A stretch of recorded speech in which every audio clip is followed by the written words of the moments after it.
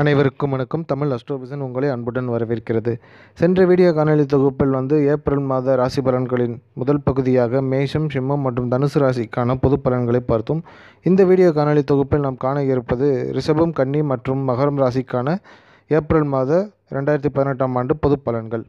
அஷ்டமத்து சனியால் அல்லல்படும் ரிஷபராசி நேயர்களுக்கு இந்த ஏப்ரல் மாதம் எவ்வாறு பலன்களை தரப்போகிறது என்றால், உங்கள் ராசிநாதன் சுக்கிரன் 12ஆம் இடத்தில் சஞ்சாரம் செய்து பல சுப விரயங்களை ஏற்படுத்த உள்ளார். கடந்த காலங்களில் சுக்கிர பகவான் உச்சம் பெற்று உங்களுக்கு பல மகிழ்ச்சியையும், குடும்பத்தின் மகிழ்ச்சியையும், நிம்மதியையும், உங்கள் ஆசைகளையும் நிறைவேற்றி வந்த சுக்கிர பகவான் தற்போது இந்த மாத தொடக்கத்தில் உங்கள் ராசிக்கு 12ஆம் இடமான மேசராசியில் சஞ்சாரம் செய்து சில இன்னல்களையும் சுப விரயங்களையும் தரப்போகிறார்.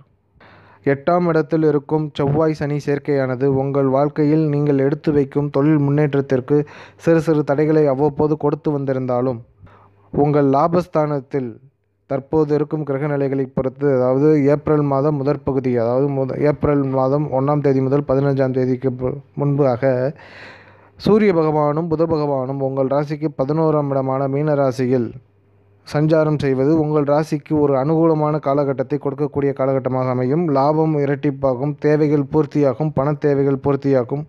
அதற்கு பின்பு பார்த்தோம்னா சூரியன் ஏப்ரல் 14ஆம் தேதிக்கு அப்புறம் உங்கள் ராசிக்கு 12ஆம் இடமான மேச ராசியில் உச்சம் பெற்று அமர்ந்திருக்கிறார்.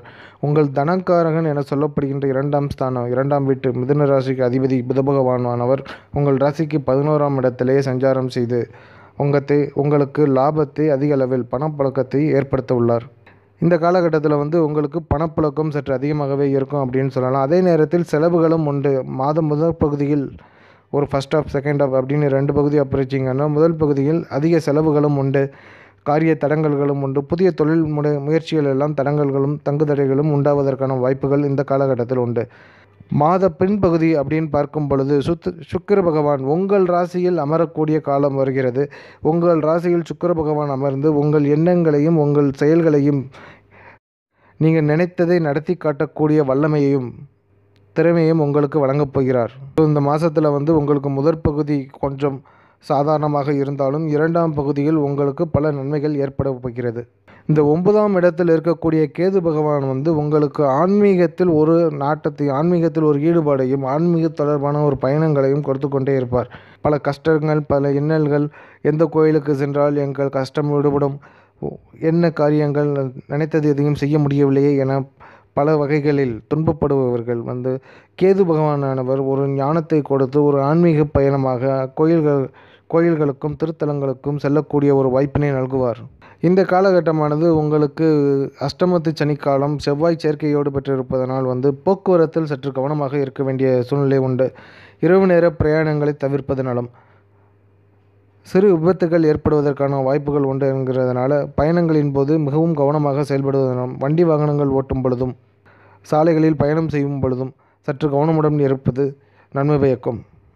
6ஆம் இடத்தில், அதாவது இந்த மாதத்தின் 10ஆம் தேதிக்கு பிறகு, ஏப்ரல் மாதம் 10ஆம் தேதிக்கு பிறகு குரு பகவானானவர் வக்கிரம் பெற்று உங்கள் ராசிக்கு 6ஆம் இடமான துலா ராசியில் சஞ்சாரம் செய்ய இருக்கிறார். இதுவும் உங்கள் ராசி அதிபதியின் வீடுதான். ராசி அதிபதி ஆட்சி பெறும் மற்றொரு வீடு இந்த துலா ராசி. அந்த துலா ராசியிலிருந்து குரு பகவான் நன்மைகளை பல நேரடியாக செய்ய இயலாது என்றாலும், குரு பார்வையினால் உங்கள் தனஸ்தானத்தை குரு பகவான் பார்ப்பதனால் பொருள் வரவிற்கு பஞ்சம் இருக்காது. நீங்கள் கேட்ட பணம் உடனே கையில் கிடைக்கும்.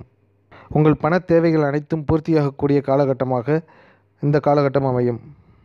கடந்த காலத்தில் மாணவர்களுக்கு இந்த ரிஷபராசி பெண்களுக்கு எப்படி இருக்கும் அப்படின்னு பார்க்கும் பொழுது, கணவனாலும் சில செலவுகளும் தொந்தரவுகளும் அடிக்கடி இருந்து கொண்டே இருக்கும். நண்பர்களாலும் சில தொந்தரவுகளும் இருந்து கொண்டே இருக்கும். வியாபாரம் செய்பவர்களாக இருந்தால் அவ்வப்போது பல இன்னல்களை சந்திக்க நேரிடும். பல தடைகளும் இன்னல்களும் மாறி மாறி வந்து கொண்டே இருக்கும். இருந்தாலும் லாபத்தில் ஒருபோதும் குறை இருக்காது.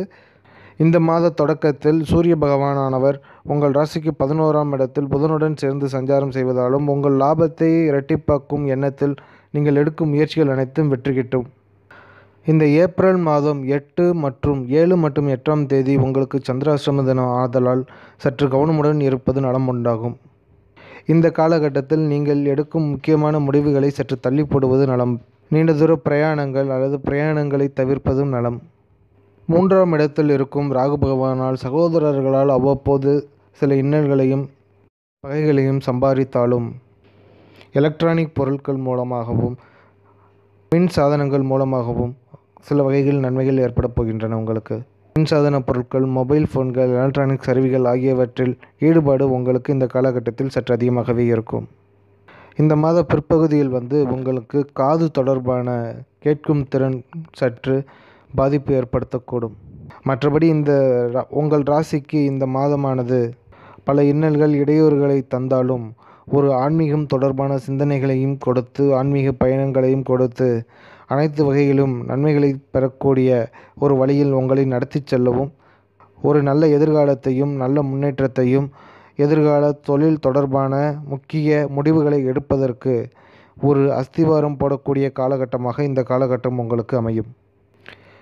இந்த மாத பிற்பகுதியில் சூரிய பகவானானவர் உங்கள் ராசிக்கு 12ஆம் இடத்தில் உச்சம் பெற்று சஞ்சாரம் செய்கிறதன் மூலமாக உடல் உபாதைகள் அவ்வப்போது ஏற்படக்கூடிய வெப்பத்தினால் ஏற்படக்கூடிய உடல் உபாதைகள் உண்டாகலாம். நீர்ச்சத்து குறைவதற்கான வாய்ப்புகள் உண்டு. அதிகமாக நீர் எடுத்துக்கொள்ள வேண்டும். நண்பர்களிடம் ஒரு சுமூகமான போக்கு காணப்பட்டாலும் அவ்வப்போது சில கருத்து வேறுபாடுகள் உண்டாவதற்கான வாய்ப்புகளும் உண்டு. ஆக இந்த ஏப்ரல் மாதம் இந்த ரிஷபராசிக்கு பிடிவாதத்தை குறைத்து காரியத்தை சாதித்து கொள்ளக்கூடிய மாதமாக உங்களுக்கு அமையும். அடுத்ததாக கன்னி ராசிக்கு பார்க்கும் பொழுது ஏப்ரல் மாதமானது இந்த கன்னி ராசிக்கு உங்களது புத்திசாலித்தனத்தால் லாபத்தை இரட்டிப்பாக பெருக்கிக் கொள்ளக்கூடிய காலகட்டமாக இது அமையும். உங்கள் ராசிக்கு 12ஆம் இடமான விரயஸ்தானத்திற்கான அதிபதி சூரிய பகவான் அவர் இந்த மாத பிற்பகுதியில், அது ஏப்ரல் 14ற்கு பிறகு சித்திரை மாதத்தில் மேச ராசியில் உச்சம் பெறுகிறார். மேசராசி என்பது உங்கள் ராசிக்கு 8ஆம் இடம். ஸோ 12ஆம் இடம் 12ஆம் இடத்தோட அதிபதி 8ஆம் இடம். கெட்டவன் கெட்டிடில் கிட்டிடும் நன்மையே என்ற பாணியில் உங்களுக்கு பல வகைகளில் இது நன்மை சேரக்கூடிய அமைப்பாகவே இருக்கிறது. இந்த மாத பிற்பகுதியில் பல வகையான நன்மைகளை பெறக்கூடியவர்களாக இருப்பீர்கள். இந்த கன்னி ராசியில் ஏஜென்சி, தொழில், உத்தியோகம், டிராவல் ஏஜென்சி அந்த மாதிரி உத்தியோகம் செய்கிறவர்கள் மூலம் அளப்பரிய அளவில் லாபம் பெறக்கூடிய தருணமாக இது இருக்கும். வியாபாரத்தில் முன்னேற்றம் உண்டு. வியாபார நோக்கோடு கருதி சில வேலைகளை பார்க்கும் பொழுது உங்கள் ராசிநாதன் மற்றும் தொழில்ஸ்தானாதிபதி புத பகவான் நீசம் பெற்றாலும் அவர் 7ஆம் பார்வையாக உங்கள் ராசியை பார்ப்பது நன்மை உண்டாக்கும். இந்த காலகட்டத்தில் நீங்கள் என்ன செய்யலாம் அப்படின்னா, உங்களுக்கு லாபம் கிடைக்கவில்லை என்றாலும் உங்கள் லாபத்தை அதிகரிக்க தேவையான பிளான் பண்ணுறதற்கு தேவையான உகந்த காலகட்டமாக இந்த காலகட்டம் அமையும் அப்படின்னு சொல்லலாம். எதிர்கால நலன் கருதி எடுக்கும் முயற்சிகள், முன்னேற்பாடுகள் எல்லாம் செய்வதற்குரிய காலகட்டமாக இந்த ஏப்ரல் மாதம் உங்களுக்கு அமையப் போகிறது. உங்கள் ராசிநாதன் 7ஆம் இடத்தில் நீசம் பெற்றாலும் உங்கள் ராசியை 7ஆம் பார்வையாக பார்ப்பது பல வகைகளில் நன்மை உண்டாக்கும்.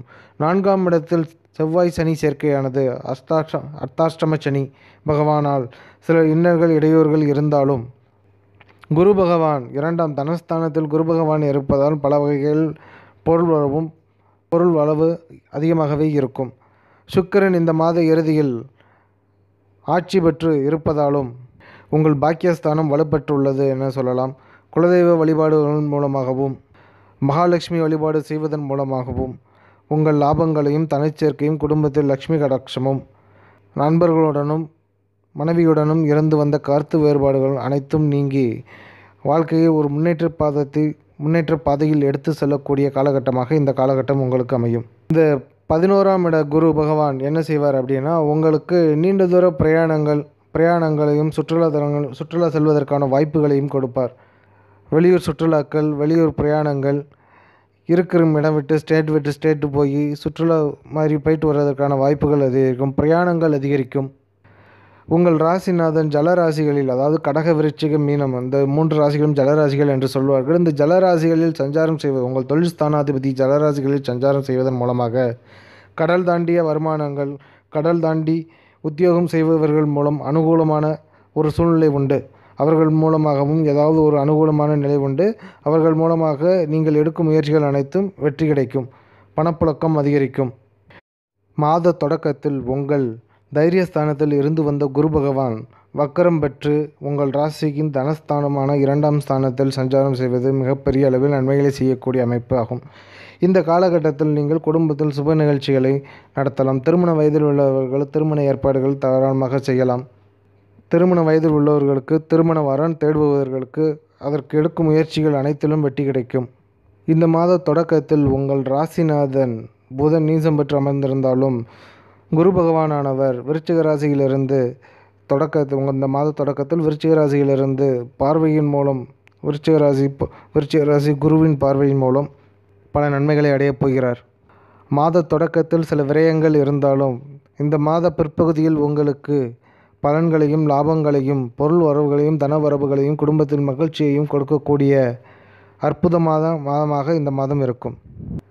மகரம் ராசி. இந்த மகரம் ராசி 7.5 சனியால் அலுவலப்பட்டு கொண்டிருக்கும் மகரம் ராசி. பொதுவாகவே இந்த மகர ராசிக்காரர்களுக்கு 7.5 சனி பாதிப்புகள் அவ்வளவாக இருக்காது. அதாவது சனி பகவானால் பாதிப்புகளே இருக்காது அவ்வளவாக.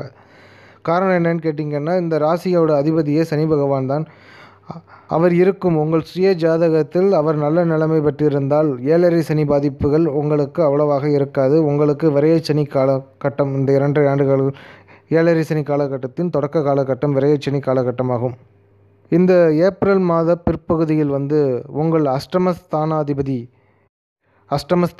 உச்சம் பெறுவது, உங்கள் ராசியிலே கேது பகவான் இருப்பது, உங்கள் ராசிக்கு 7ஆம் இடத்தில் ராகு பகவான் இருப்பது, இப்படி பல கோள்கள் உங்களுக்கு இன்னல்களை தரக்கூடிய நிலையில் இருந்தாலும் இந்த மாதம் இந்த மகர ராசிக்காரர்கள் பல நன்மைகளையும் பெறக்கூடிய சூழ்நிலை உண்டு. இந்த மாத பிற்பகுதியில் சுக்கிரன் இடத்திலிருந்து 5ஆம் இடத்திற்கு இடப்பெயர்ச்சி பெற்று ஆட்சி பெற்று இருப்பது வாகனங்கள் மூலமாகவும் நன்மை தரக்கூடியதாகவும் வீடு மாற்றம், இடமாற்றம், பணிமாற்றம் உண்டாகக்கூடிய சூழ்நிலைகளும் ஒன்று. உங்கள் ராசிக்கு இந்த மாத தொடக்கத்தில் 11ஆம் இடத்தில் சஞ்சரித்த குரு பகவான் வக்ரம் பெற்று 10ஆம் இடத்தில் சஞ்சரிக்கப் போகிறார். 10ஆம் இட பதவியை குலைக்கும் என்ற வாணி இருந்தாலும் அது உங்களுக்கு ஒரு தொழிலில் ஒரு இடமாற்றத்தையும் விரும்பிய இடமாற்றத்தை கொடுக்கும் என்றே சொல்லலாம். பொதுவாகவே தங்களது அமைதியான குணத்தால் அனைத்தையும் சாதிக்கும் மகர ராசிக்காரர்களுக்கு இந்த மாதமானது இந்த மாத தொடக்கத்தில் நற்பலன்கள் இல்லாவிட்டாலும் இந்த மாதத்தின் பிற்பகுதியில் வாகனங்கள் மூலமாகவும் வீடு வாகனங்கள் மூலமாக லாபங்கள் அதிகரித்து கொள்ளவும் புது வீடு வாங்குவதற்கான யோகமும் புது வாகனம் வாங்குவதற்கான யோகங்களும் உண்டு. இந்த மாத ஆரம்பத்தில் பார்த்திங்கன்னா உங்கள் தைரியஸ்தானத்தில் சூரிய புதன் சேர்க்கை உங்களுக்கு மனதில் ஒரு தெம்பையும் உற்சாகத்தையும் கொடுக்கக்கூடிய காலகட்டமாக இது அமையும். முதல் பகுதியில் லாபமின்றி பணவரவுக்கு சில இடைஞ்சல்கள் இருந்தாலும் மாத பிற்பகுதியில் பொருள் வரவும் தனவரவும் உங்களுக்கு உண்டு. உங்களுக்கு தனகாரகனே சனி பகவான் தான். சனி பகவான் 12ஆம் இடத்தில் சஞ்சரிப்பது உங்களுக்கு சுப விரயங்களை ஏற்படுத்தக்கூடிய காலகட்டமாக அமையும். இந்த காலகட்டத்தில் நீங்கள் என்ன பண்ணலாம் அப்படின்னா, வீடு வாகனம் வாங்குவதன் மூலமாக சுப நிகழ்ச்சிகளுக்கு செலவு செய்வதன் மூலமாக விரயங்களை சுப விரயங்களாக மாற்றிக்கொள்ள முடியும். நன்றி, வணக்கம். அடுத்த வீடியோ காணொளி தொகுப்பில் நாம் காண இருப்பது மிதுனம், துலாம் மற்றும் கும்ப ராசிக்கான ஏப்ரல் மாத ராசி பலன்களை அடுத்த வீடியோ காணொளி தொகுப்பின் மூலமாக காணலாம். சில பேர் கேட்குறாங்க, ஏன் நீங்கள் வருஷப்படி போகாமல் செலக்டிவாக ஒரு ராசிக்கு மட்டும் சொல்கிறீங்க அப்படின்னா, இந்த ராசிகளெல்லாம் உங்களுக்கு அனுகூலம் தரக்கூடிய ராசிகள். அதாவது மேஷத்திற்கு சிம்மம் மற்றும் தனுசு ராசிகள் அனுகூலம். அந்த 3 ராசிகளுமே ஒன்றுக்கொன்று அனுகூலம் தரக்கூடியது. அதே போல் இடபகன்னியா, மகரம், ரிஷபம், கன்னி மற்றும் மகரம், இந்த 3 ராசிகளும் ஒன்றுக்கொன்று இவர்கள் மூலம் அனுகூலம் அடையக்கூடிய ராசிகள். இத்தகைய ராசிகளை தனித்தனியாக பிரித்து ஒன்றுக்கொன்றும் இவை திரிகோண ஸ்தானங்களில் அமைந்திருப்பதால் இவர்கள் மூலம் பல நன்மைகளை பெற முடியும். நீங்கள் தமிழ் அஸ்ட்ரோவிஷனுடைய வீடியோவை பார்ப்பது இதுதான் முதல் தடவையாக என்றால் இந்த வீடியோக்கு கீழே இருக்கும் சப்ஸ்கிரைப் என்கிற பட்டனை கிளிக் செய்வதன் மூலமாக சப்ஸ்கிரைப் செய்து கொள்ள முடியும். உங்களுக்கு ஏதேனும் கேள்விகள் மற்றும் சந்தேகங்கள் இருந்தால் இந்த வீடியோக்கு கீழே இருக்கும் கமெண்ட் செக்ஷனில் உங்கள் கருத்துக்களை பதிவு செய்யலாம். நன்றி, வணக்கம்.